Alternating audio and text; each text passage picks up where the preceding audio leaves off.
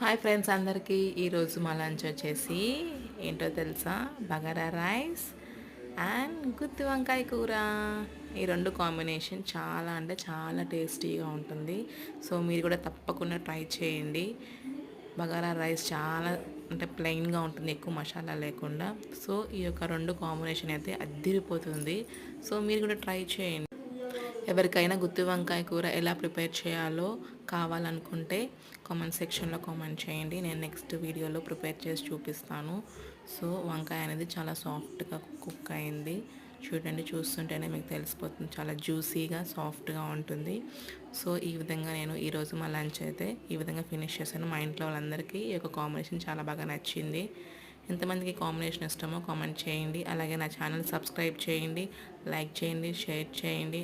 నా ఛానల్ని సబ్స్క్రైబ్ చేసుకోవడం వల్ల నాకు ఎంతో సపోర్ట్గా ఉంటుంది. Thank you.